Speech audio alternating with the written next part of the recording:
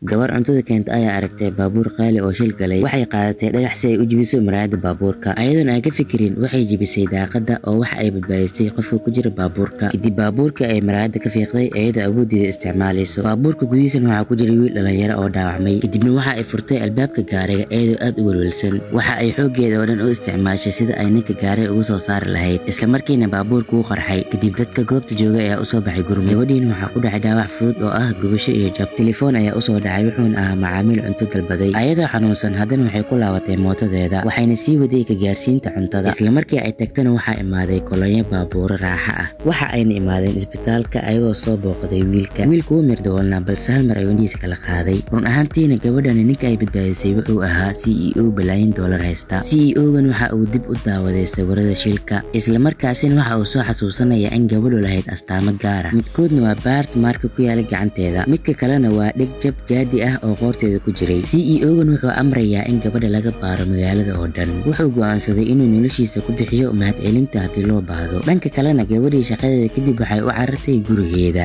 waxayna maqashay in hooyadeeda xaaladeeda aad ay u xun tahay. Kadib iyadoo aad u welwelsan waxa ay tagaysaa isbitaalka. Dhakhtarkuna wuxuu sheegay in 500 kun oo yuan loo baahan yahay 3 maalmood gudahood. Gabadhuna awood uma lahayn lacagtaas oo aad ayay u adkeyd inay hesho. Waxa ayna murugo darteed la fariisatay dhulka iyadoo oonaysa. Kadib gabadhiin waxay soo xasuusatay inay leedahay guri duug ah oo ay iibsan karto, waxayna u soo baxday safar degdeg ah si ay u soo iibiso gurigaas. Intay gabadhii sii cararaysay waxay silma filaan uga dhacday CEO-gii.